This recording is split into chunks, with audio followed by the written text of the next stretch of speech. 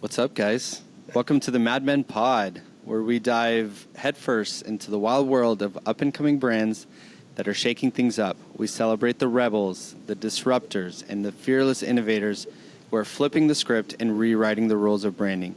I'm joined by the king of caveats, Samir, who's an executive at a marketing agency, the Brown Ramsey, Salim, a B2B marketing executive, and yours truly, Adeel. So we are remote again. I'm in Vegas for a trade show, so I had to go on the road. I haven't seen the MSG Sphere yet, in case you're wondering. I know you guys told me, we talked about it a few weeks ago, and then I told you guys that I was going to go see it, but I haven't seen it yet. But I have ridden the Tesla Loop a bunch of times, and that's pretty dang cool. I think that'd be really cool to talk about one day. Salim, did you short your Disney stock yet?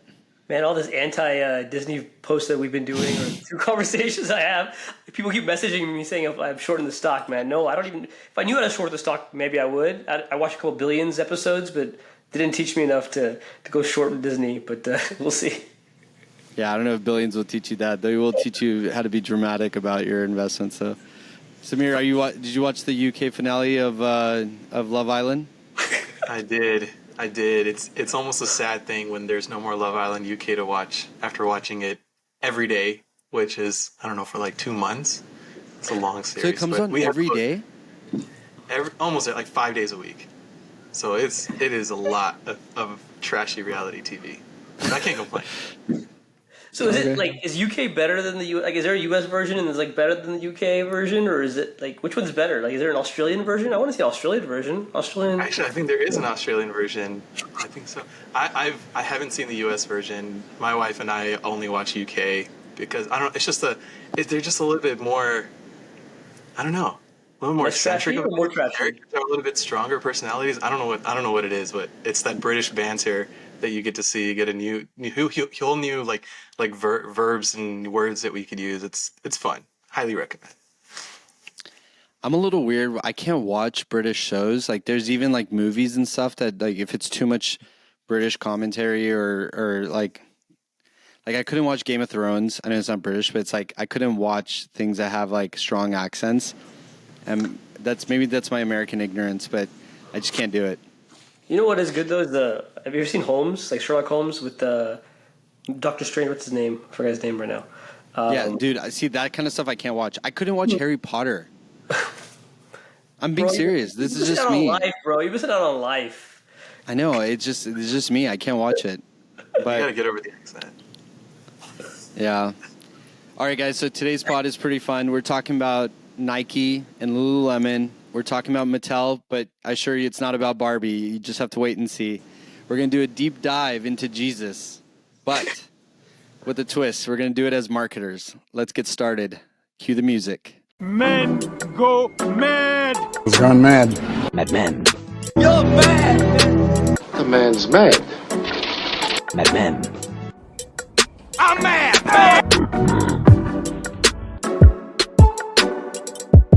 So if you're new here, this is our Duds and Studs segment where we debate ads and talk about campaigns and business strategies and whatnot.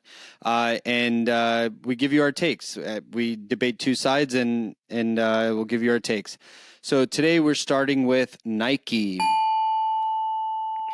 So this company can disrupt the entire fitness industry and in a way that you may not be thinking. Nike is opening a boutique fitness concept in partnership with FitLab. Currently, Nike is offering an unlimited workout membership for $99 per month for founding members. Nike plans to open more locations, their first one being in LA. They're going to open some more in LA and then across the US is their plan. But really, this is coupled with some other news. Lululemon opened a 20,000 square foot store in Chicago that has apparel spread out over 2 floors. They also have a restaurant concept called Fuel. And then they're also doing a fitness concept within that store where it's like pay-as-you-go yoga classes, like $25 a session. So these are clearly large investments from these brands. Lululemon and Nike are trying something here. The question is this necessary? Are we going to see more of this now? Is this what brands are having to do? I got to hear it from you guys. I think the investments that stores are making, we've got to change the in-store experience. I think brands really have to go back and look at what they're trying to do with the stores. They need to go away from being the store where you buy stuff, because a lot of times, I just did it recently. I went to a store. They didn't even. It was Nordstrom's. I went to Saks. I went to Saks the other day, and they didn't even have half the stuff in my size. They're like, "Hey, try it on, try a size on, and then go and order it online."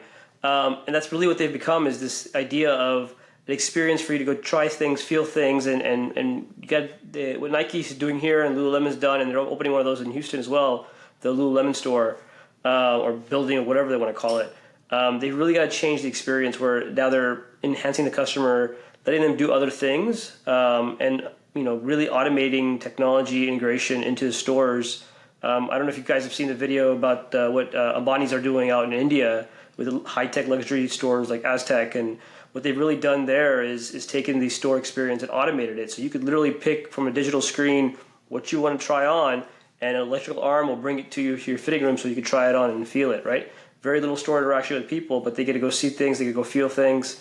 And then, of course, they transition it over to e-commerce. So I think this is the next age of in-store experiences and in-store businesses. So the brands aren't investing in these store experiences, and they're doing what stuff we talked about last time, like Drake is doing on e-commerce. They're going to get hurt real bad. Yeah, it's an insane thing to realize how much retail has changed in the last 10, 15 years. We went from going to that single format retail store, that physical store you walk into, and then your mobile phone now has internet access, so now you're using an app to help you shop. And then came the e-commerce boom, and then an entire infrastructure to stand that up and the supply chain to support it. And then omni-channel retail, you can now buy online and pick up in store. Platforms, social commerce, voice-enabled commerce, automatic replenishment. And now we're back to full circle and seeing investments into physical stores again. But now we're looking at it as experiential retail. And I think these experiential stores are great from a branding perspective. Shoppers are now able to engage with brands on a deeper level. You're not just going to the store to purchase a product, but you're going there to experience a brand, customer service investment. But this kind of investment is tough to justify to the potential commercial return on these stores. Like, I think you're diversifying what you're good at, which always plays into a risk. And if we're going to look at this as marketing, these stores becoming just another marketing mechanism, how do you measure the return on this? Because if you're just looking at the revenue and the sales being generated by that experiential store, you're not going to meet it. Like, you're not going to be able to justify that. So how do you measure how brands are getting shoppers to get deeper into their engagement? How can you measure what shoppers are behaving with that brand, or how you think about that brand because they have visited this flagship store? So I think that's where my gut take comes in. Is I think this is a fun thing to do. I think it's going to be seen as a marketing tactic, but I struggle with understanding where are you going to find and measure the return on something like this. You're not in the business of food, so why are you making restaurants?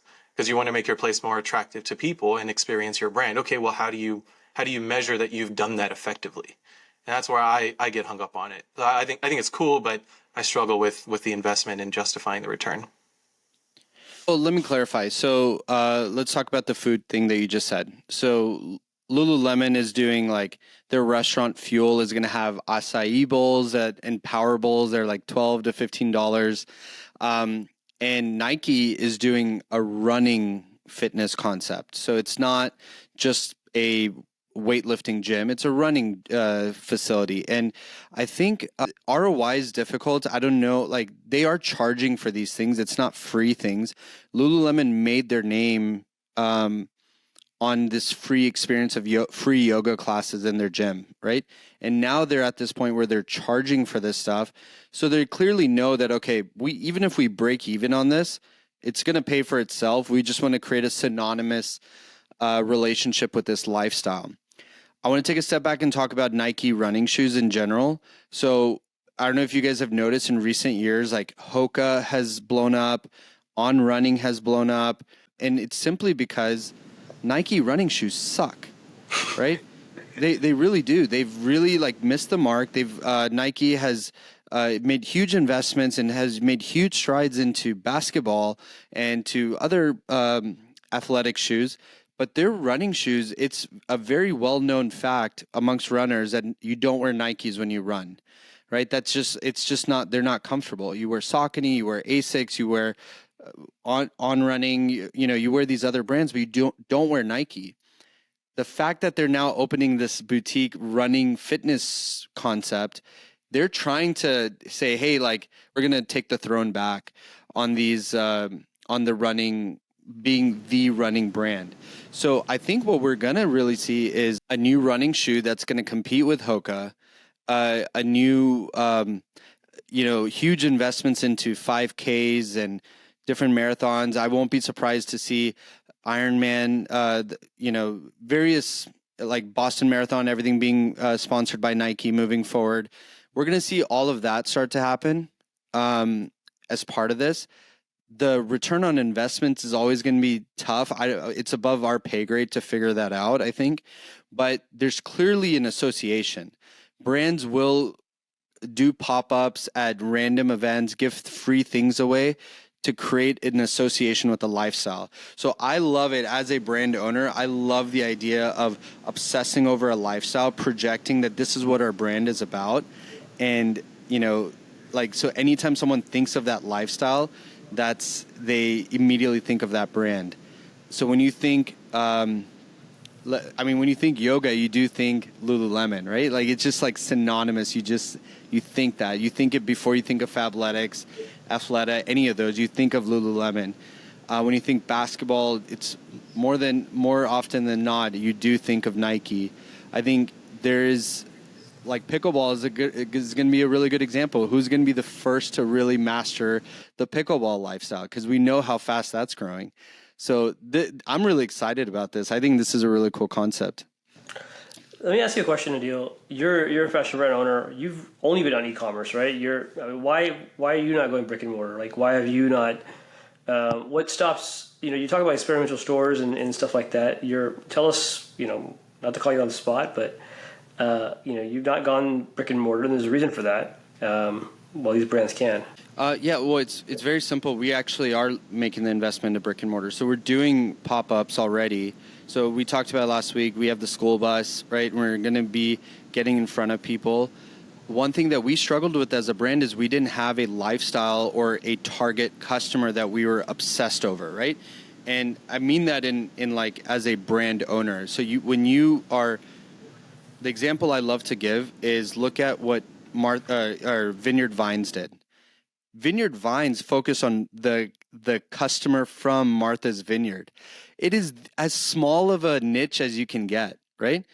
But they focused on like what the people of Martha's Vineyard wear when they go boating and yachting and all that stuff, and they wanted to build a brand around it. I've never been to Martha's Vineyard. I've never went boating on the coast but I have owned Vineyard Vine clothing. Why? I automatically create this association that that's what you wear when you go yachting, and it makes me feel like I'm part of that class. Polo, Ralph Lauren, how many of us have played polo, right? But we all own polo tops, and like that logo doesn't necessarily, it just makes us feel like we're part of a certain class. So what our brand has tried to focus on is our philanthropy. We want to give back to teachers, right? So what we focus on is, hey, teachers have this beautiful charisma to them. They are not only charming and they bring lots of joy to a lot of people's lives, but they also have to show a lot of character in their clothing, right? Can't just show up with basic stuff on. There's like this unique personality with teachers. So that's what, as a brand, that's what we're doing. And this is not like the Grace and Emma hour, like we're I'm not trying to boost up Grace and Emma, but really, like, since we are talking about apparel and lifestyle, I think it's super, super important for brands to obsess over a certain clientele and get really good at talking to them, and everyone else will come, right? But if you hone in on this is who we want to win their hearts, then everyone else that wants to be like them will start to wear your brand too. We don't know very many people that regularly do yoga, but we do know hundreds of people that wear Lululemons, right? So it's the same thing, in my opinion. Right now, and I've never done yoga. I don't know, God knows when. There you go. I love that even the places that you're investing in brick and mortar are experiential retail stuff with pop-ups and the bus. Like, I think that's the playbook now, right? That's what other brands are doing. So kudos to you. I mean, I think just the last note on this one, I think next time any of you guys need any motivation to go to the gym, just do it. Did you think of a brand when I said that? You might have. Love it. Love it. All right, let me take us into our next Utter Stud. Guys, mullets are back. Brought to you by Fritos Corn Chips. What the hell did I just say? Fritos, the chip, starting a campaign this month. Every Friday in August, you can book a free Fritos Flow mullet haircut at all Floyd's locations across the country. And fans with the boldest and most daring mullets can enter the USA Mullet Championship. Yes, the USA Mullet Championship, for a chance to win $10,000 or share a photo on social media, and you can win a free year's of supply of Fritos. Why? Because according to Floyd's, mullets are back. And the side profile of a mullet cut kind of looks like the F in the Fritos logo. Yeah, this is real. Guys, Utter Stud. What the hell did you just say? Dude, like, really? Is it like these agencies? I don't know who's getting paid for this. This, like, which agency got this gig that says, hey, let's see how stupid of an idea we can come up with and see if it sticks. And that's literally what I think of when I see this. Like, what from an F or a mullet makes me think that I'm going to go buy Frito-Lay chips? Like, and there's no incentive to buy Frito-Lay chips in this one. Like, if you look at the other one that we're going to talk about in a second, you'll see that. But this one literally has no incentive to go buy Frito-Lays or grow Frito-Lays or the brand appearance of Frito-Lay besides an F that may or may not look like an F. I mean, come on, guys. Who's coming up with this nonsense? I think this is, as you can clearly tell, I think this is a dud move. Dud campaign. It's not going to it's not going to uptick anything besides some idiots making mullets out of their head for no reason. Yeah, I think it's really funny to think about the intern that sat around to make the PowerPoint to explain this pitch. Like, that's all I can think about right now is just like them doing side profiles of mullets and, transposing an F, the Frito F on top to like really pass the message along. But look, I actually have a surprising take on this. I actually think this is stud-ish. And here's why.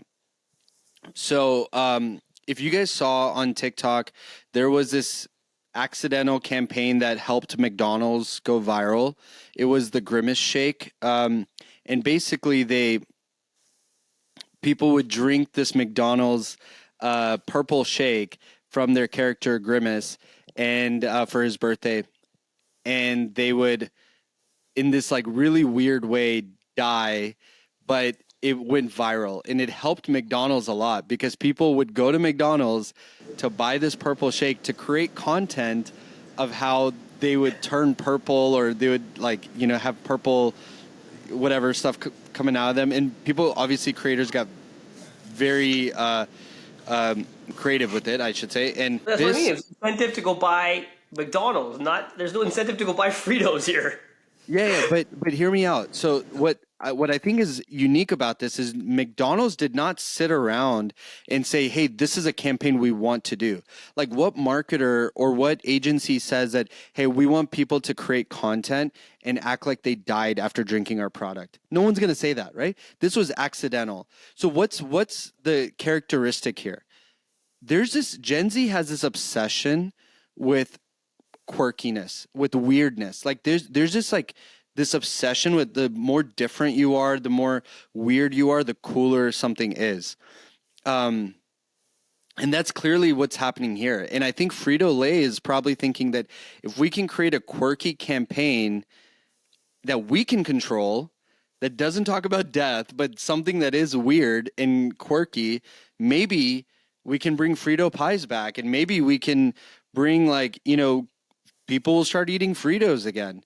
And if it does bring any sort of virality to their brand, I mean, I think it's a good call. So I think the quirkiness aspect, it is a stud. It is a stretch, though. I do agree with you guys. Like the mullet thing as the letter F, like, come on, Frito-Lay. Like that's There's a lot of other things we could have thought of, but I do think the angle was, hey, let's be weird.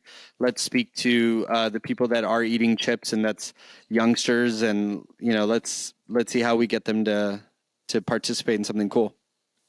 Yeah, this is I think it's a stud too. Like something fully valid. Like this is not going to save Fritos by any means, but I think when we all remember that variety pack box of chips, nobody touches Fritos, right? In that box. It's the same that goes for budgets at Frito-Lay. Nobody gives Fritos anything, but Fritos is going to make use with what they got. And I think this is something that is discussion worthy. It's trying to influence culture. It's quirky, Adeel, to your point. And it's pretty cheap. Like this is a pretty like low budget program that I think has gotten some pretty good attention. So I'll give them credit for that, especially the fact that none of us really like Fritos, but here we are talking about it. And I think that means it works. Which Gen Zs are you hanging out with, Adeel? Like, I got to figure this out. Last couple episodes, you've been all this, like, Gen Zs are doing this and this and that. Either you're hanging out with too many of them, or you got a wrong impression because you have a fear of it. I don't know what it is. No, I'm fascinated with Gen Z, man. Like, from one side, I'm like, I can't figure them out. From another side, I'm like, I want to figure them out, and I like want to, because there's like, there's a whole nother deep dive that's in that mess. Is like, how do you figure out Gen Z? Because the amount of brands they have revitalized, the things I remember you would never wear slides with socks. Like, that was a no-no for us.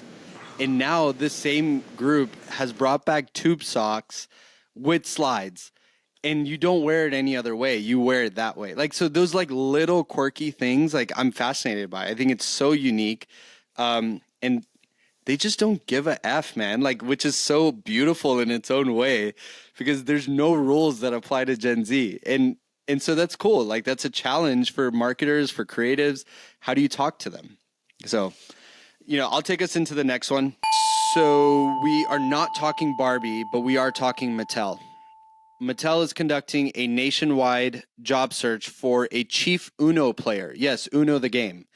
So their job description reads, is to promote the release of the latest game, which is called Uno Quatro, play it with strangers in New York City, and create social media content featuring the new game. Team players to play the game and participate in live streams and interviews, of course. So it's really content driven. Some of the qualifications include being a super fan of the classic Uno game, and being someone who can have fun with the concept of reverse and going wild and things like that. The name is Uno Quatro, so the pay is $4,444 a week for 4 weeks. So quite the emphasis on the number 4, which is very creative. That does come out to about $277 an hour if you're going to do the math. But, basic application process, it seems like nowadays for something like this is you make a TikTok video and you make a pitch on why you would be the best fit for this position. So the question here is Mattel coming off one genius move and creating another? From Barbie now to Uno, or is this just going to fall flat and not really amount to anything? So let's hear it. Let's give credit where credit is due. First off, Barbie did hit $1 billion, so let's give them the credit and say, hey, look, you got your $1 billion. By the way, there's a Uno movie in the makes now, I heard. So Mattel is making some horror suspense Jumanji style Uno movie, for the record. No way. That's actually gonna be really cool. I don't know if there's enough content for that, but we'll see how that works out. But it was a talk. Look, this good idea. However, I think this whole chief Uno player is just too late, man. There's so many of these. This is just like, come up with something new, guys. This is following on that Arnold Schwarzenegger as chief action officer, or Oscar Grouch as chief trash officer for United, or Kim K was like chief taste officer or something like that at Beyond Meat or something. Kim K don't eat no Beyond Meat. Come on.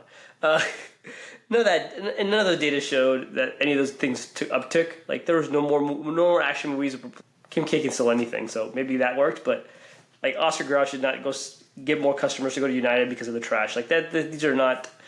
This campaign is nice. It's cool. They're coming out with a new game. I think it's just if you take it as just as a marketing campaign to say, hey, look, we're going to promote the game, great.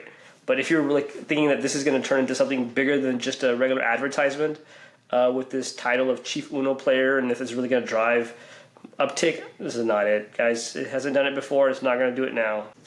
Try something new. I don't know if it's surprising to say, but Uno has been around for 50 years. How else are you supposed to get people interested in talking about them again? Do you remember the last time that we've heard anything from Uno? It was when they made it official that you can't stack draw fours, and it completely caused a riot online, people accusing them of not knowing the rules despite being Uno. Like this is in their playbook, right? Like this is in their game of getting people to talk about them without spending really anything to do it. And I think there's a whole movement of brands right now that are using these stunts on social media to get people talking about their new product. And for a brand and product like Uno, it's impossible to get success by just advertising. Like when we're talking about the party game or board game industry, like, geez, I would hate to try to be a competitor or try to be a marketer in that space unless you give me the ability to do stuff like this. And giving fans something interesting in Gen Z. I think this is great. I think this is something interesting that we got to talk about. I think that they're using their minimal amount of resources to be able to get there, all in while tapping into nostalgia to find their most powerful and the biggest fan of Uno they could possibly get their hands on. Like I think they've accomplished a lot of things by going this route of trying to find that super Uno fan, which a lot of people got to talk about and self-claiming themselves to be the Uno ambassador of their family or of their friends. So I think this is great. I think, definitely something we've seen in other places, but I think the thing that Uno has to work off of is that nostalgia and that everyone claiming to be the best Uno player. Like when you're in the game industry or the board game industry, there's that level of competitiveness that comes out, and that's how you end up engaging on social media. And I think that's what people have ended up doing with it is doubling down on this, stacking a draw four on it for that purpose of getting that throne of being the super Uno or chief Uno player. So I think this is great. I want to check out this Quatro game. I think it's, I don't know if I have a stud or dud take on this, guys. Like it seems very easy. I think the movie is going to be actually like a Jumanji style movie of Uno is actually, I'm thinking of the plot and stuff that could go into that. That could actually be really cool. Let's see. I may eat my words later, but the point here is that this is like really easy. We've seen this done. I agree with Salim. Like you create this position and whatever. What you do need to do is like involve social media somehow, and where pay is falling and people are looking for relevancy in their jobs. This seems like a cool gig to have, right? Like, so how cool would it be like if you do get this position and you are trying to make a splash into marketing, you say, hey, I was the chief Uno officer for Mattel, right, for a month.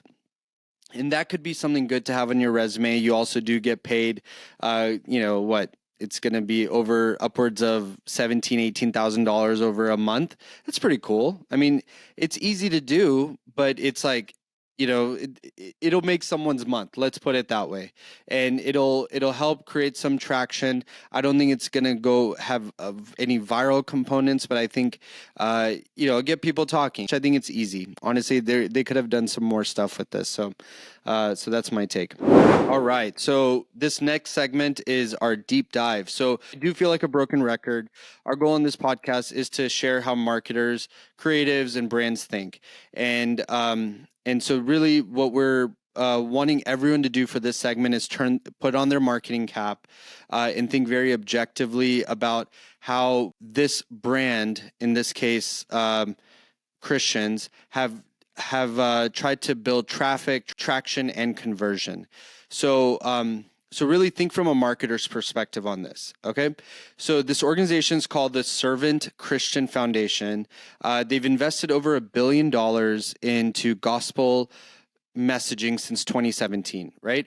But if you guys recall, there was this particular campaign that we kept seeing earlier this year through the Super Bowl, NBA playoffs.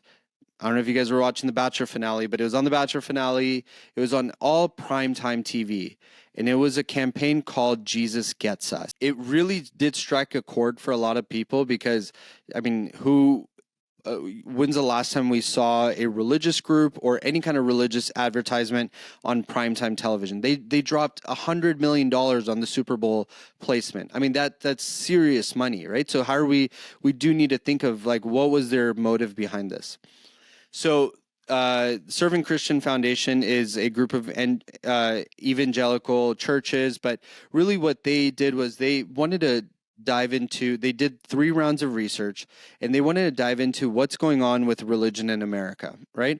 So they had some findings. They learned that 3 out of 10 adults identify as spiritual, not religious. There's a growing population that still feels positive about Jesus as a person, but have negative connotations with organized religion or the church. That was a good finding that they had. There was also a finding that there's a political association with being Christian, and there's just like a contrived, this preconceived notion that being Christian means that you are Republican, which kind of made Democrats feel like, it doesn't match with our ideals and whatnot. So that was one of the other findings they had. They did learn that church attendance is down 50% over the last 2 years. That's pretty huge. And they also cited the Pew Research Institute that 29% of Americans have no religious affiliation. Lowest percentage of people identifying as being religious ever in America. So in contrast, you should also know that millennials are leading that. 44% of millennials identify as being non-religious. These are huge findings, as you can tell, right? What they started to notice was that if we really want to build church attendance back up, is to have a basic premise that we need to make Jesus relatable, and we need people to understand his impact and have respect for his impact, right? So they took social issues and made connections with Jesus. For example, they showed a Black Lives Matter protest and people arguing, and showed like a lot of scenes of that. And they then say, Jesus teaches to love your enemies, right? They say Jesus was a rebel, right? So they show different groups of people that are seen as rebels in society, and they make him relatable in that sense. They say Jesus had anxiety, right? And as we know, like, anxiety levels are the highest they've ever been in youth, and so they wanted to make him relatable in that sense. So what I found fascinating was that they took a very sensitive topic of religion and tried to make it relatable and really build a connection with the social issues that we always talk about on a day-to-day basis.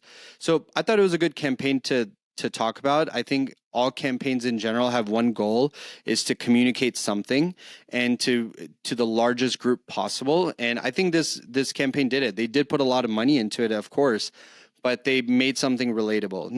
I would love to hear y'all's thoughts. This is super interesting. I love the deep dive on this one, especially looking at it through a marketer's lens. Like, we're facing kind of a religious affiliation crisis in America, is kind of how you had set it up with some of the declining numbers around affiliation and being seen as spiritual and not religious.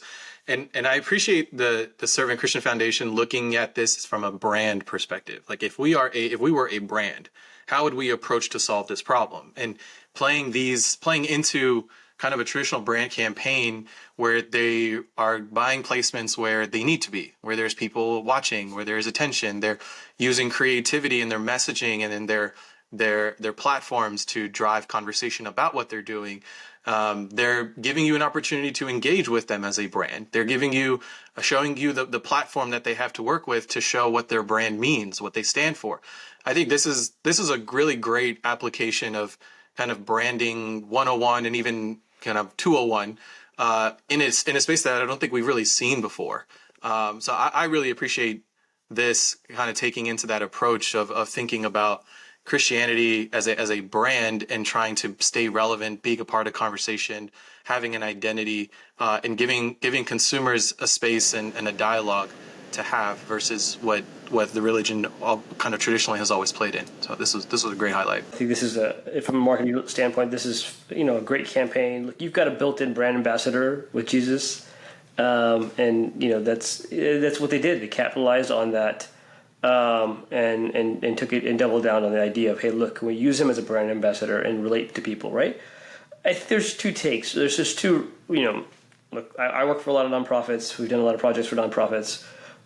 There's two ways you go, right? One is, and I say nonprofits in the point that they're not trying to make money. That's the reason why I compare them to a nonprofit, is that they're just trying to drive attendance and connections and relatable things. So there's two ways you go. You could do it the way that they did it, which is, embrace the brand, embrace the knowledge, get them relatable, connect with them, and hopefully that'll drive. But the other option is do they take the other route, which is showcasing the good or the value that they bring into the communities, right? So I think there's different takes, and I think the goal here is to spend $1 billion over 3 years, if I'm correct. If I read the pre-notes correctly, it's that's what their goal is over 3 years, is to spend $1 billion.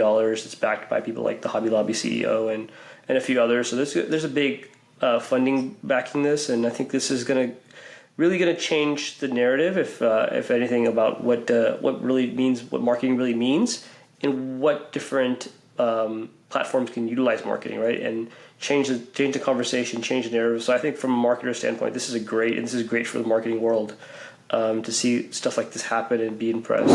Before we go on with the rest of the episode, I want to remind you all of our Handshake agreement. We love doing this every week. This pod is something that we've really started to enjoy, and we'd love to share our take on how campaigns and businesses are really changing things up. So what would really help us out is if you could subscribe and follow on all of our platforms. So if you're seeing us on TikTok or Instagram, please give us a double tap. If you haven't followed us on social media, we're available everywhere, the Mad Men Pod. And then if you can, please subscribe to us on YouTube, Spotify, and Apple Podcasts. It really helps the algorithm, but it also gives us a boost in morale. Also, tell a friend, man. Please tell a friend. Tell a friend. I like that. Back to the pod. All right, let me take us into the first brand to watch. We talked about retail experiences and different retail brands. My brand to watch is Claire's. Claire's, if you haven't seen, has had one of the most remarkable turnarounds in retail history. Let me walk you through kind of what they've been through. 2018, e-commerce is booming. There's declining foot traffic to malls. And Claire's files for bankruptcy, closes 180 stores. New CEO Ryan Vero takes over. 2020, they launched their first loyalty program. Then they rolled out buy online, pick up in store. In 2022, they expanded their partnership with Walmart. Last year, they launched a Roblox platform in the virtual world. And then last month, Claire's rebranded its piercing service, now called Pierced. It feels a lot more Gen Z and onto the next generation called Gen Alpha. Yeah, they really messed that up when they decided to name these generations. So we went from Gen Z back all the way to Gen Alpha. Here we go.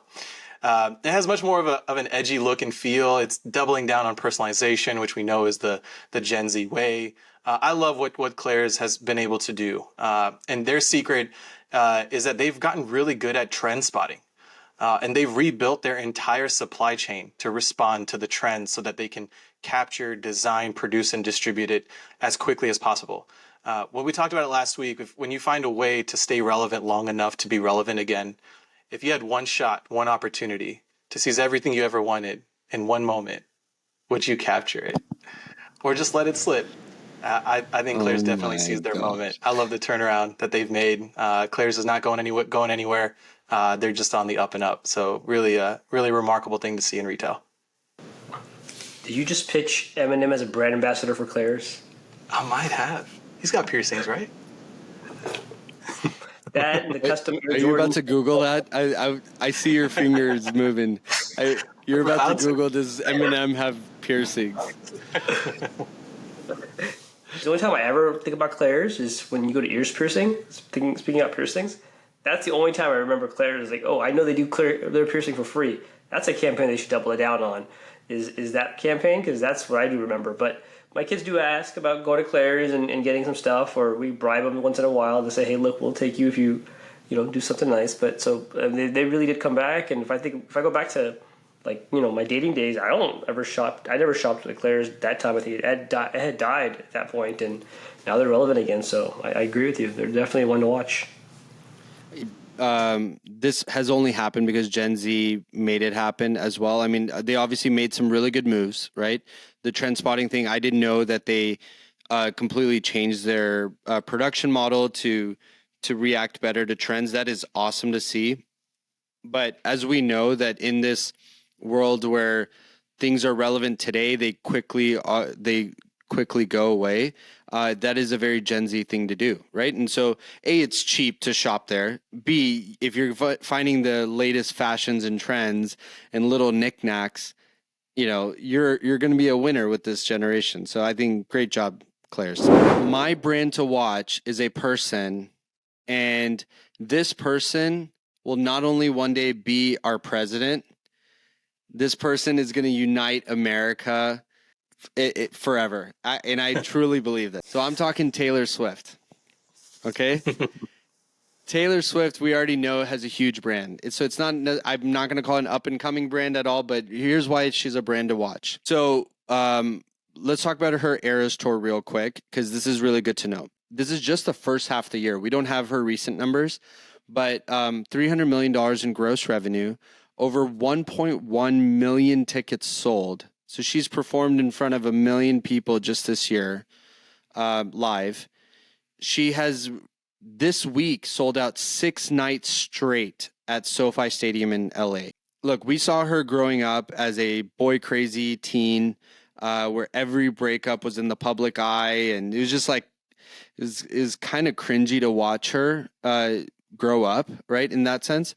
But man, has her PR gotten pristine now. PR that I've seen of any celebrity.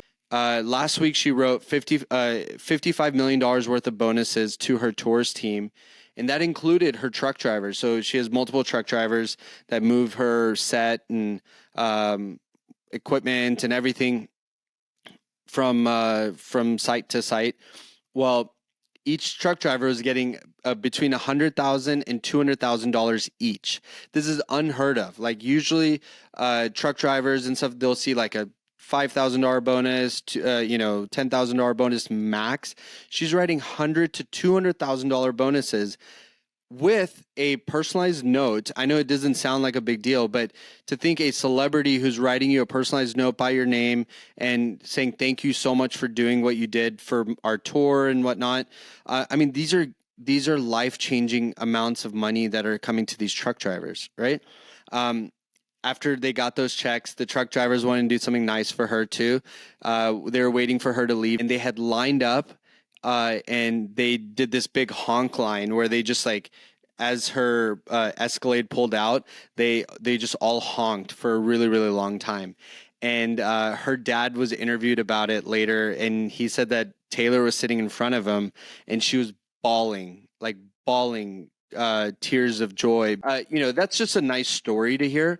But when you take it as like, there's, as divisive as everyone is, or as every topic is, at one Taylor Swift concert, you can see an image of a 50-year-old dad singing at the top of his lungs with his 18-year-old daughter. You'll see Kobe's daughter getting a hat, the 22 hat from Taylor Swift. You'll see Channing Tatum wearing a "I'm the Daddy, It's Me" t-shirt. I mean, you'll see pride flags. You'll see, a whole spectrum of people at one concert. I mean, where else do you see that in America now? She is the next Dolly Parton, and honestly, if I was to say, Dolly Parton on steroids, like this girl has the it factor, to say the least. That's incredible. Yeah, I was mind blowing to hear those numbers from a tour like this, and then all the goodwill stories that you hear. I mean, yeah, I think the people that I know have gone to her concert have just raved about it, and it being just an unforgettable experience. That I love how this has just gone beyond her music, and this has just become such a bigger thing about her as a brand. I think it's a great brand to watch for sure. I'm not doubling down on the presidency, but I give her. I mean, she's awesome, and she does bring all types of people together. I just want to see what the numbers are from Live Nation after this. Oof! Yeah, buy that stock. Still a deep dive on Live Nation.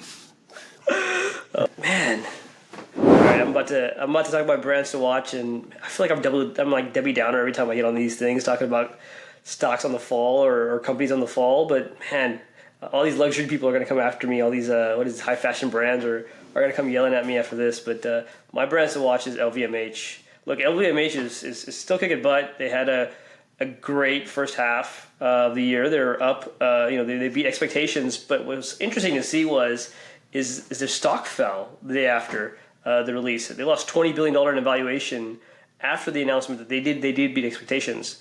And the reason why they're on the fall is a few things. One is that their margins are getting smaller.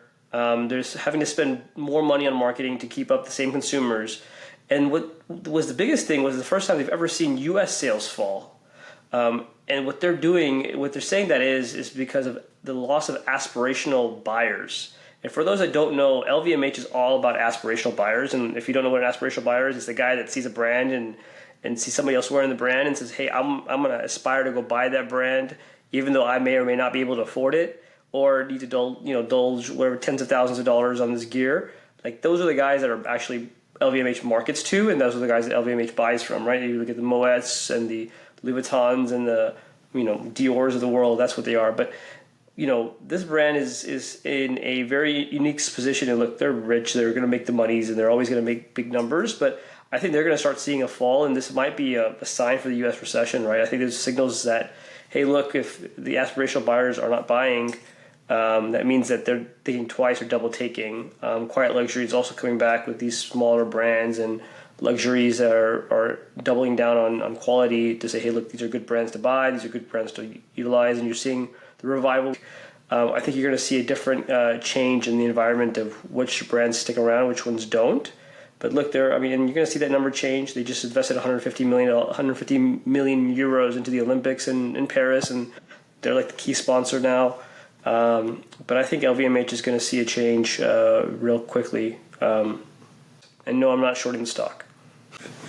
Do you think the Olympics sponsorship can actually hurt a luxury brand? The Olympics is all about like representation for all, right? Mainstream. And it is mainstream. It is something that's like, from the slums to the wealthy, everyone roots for that country, right? But when you have Louis Vuitton and plastered over these athletes, and you are maybe selling merch that way and stuff, I don't know if they're planning on doing that, but does that make it seem like it's attainable? Like, is it oversaturated?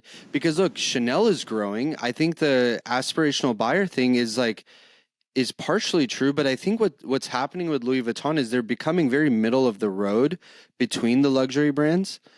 Because from one side you have like Tory Burch and Coach still, that's like, like those are entry level luxury brands, I would say, right? Like when you are ready to spend a couple $100 on a purse. Then you have Louis Vuitton. It's over $1,000, but like it's now attainable for a lot of people, and thus now it's not exclusive.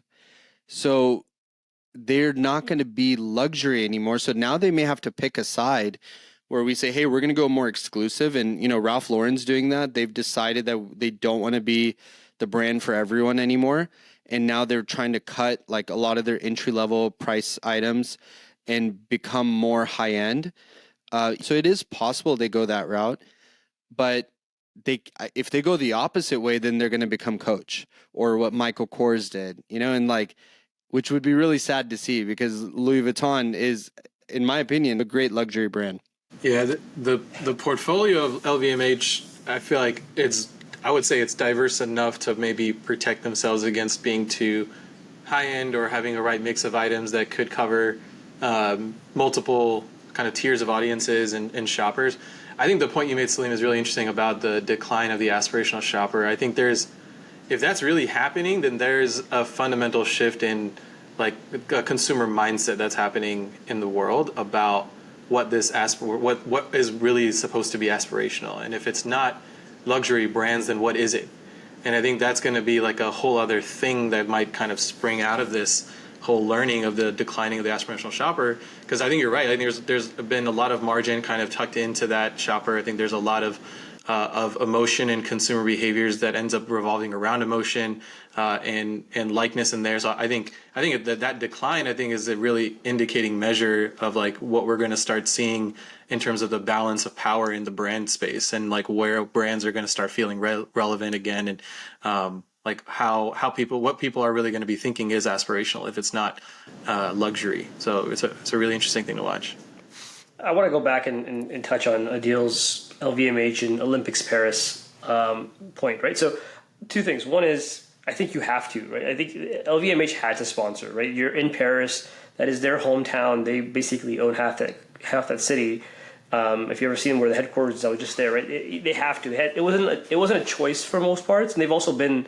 I think LV has always been like the case that where the medals are always in, right? So I think that's it. But I think if you look at it from hey, look, are these the best of the best and the creme de la creme? I think there is a brand match, right? Because the athletes are supposed to be the best in the world, right? So why are they not wearing the best of the best, right? I think there is some brand, similarities there, and the point that like you can go into like the VIP lounges and the welcome lounges and stuff like that where the Moet fits that clientele. Moet should be there, right? There's some brand fits that are really good there. And also, I don't know if you ever noticed, if you ever try to go buying, I've tried to buy this a couple of times, but Ralph Lauren's always been the sponsor for a USA team. And try to go buying a USA jacket from Ralph Lauren. It's like $400 or $500. It's not cheap, right? Now, of course, LV is going to toss it up higher, but it's not cheap. So I think there's, and then you'll always have the street clothes, right? I think you'll always get the street clothes no matter what. So I think there's a match in the branding, and I think they do make sense together. But let's see where it goes. All right, really interesting topic choices today. We talked Taylor Swift, we talked Claire's, we talked LVMH, and then we talked Jesus too. So definitely a big variety of things we've talked about. But really, I think this was a fun pod. Wouldn't you say, Samir? Yeah, definitely. Any of you Gen Zers want to join us one week so we can pick your brain about how the hell you think and feel? Let's apply now. Yeah. Chief Gen Z officer. Chief Gen Z officer for the Mad Men pod. You will not get paid for this, I assure you. But you can put it on your resume. All right. Stay fabulous, guys. Men go mad. He's gone mad. Mad Men. You're bad. The man's mad. Mad Men. I'm mad.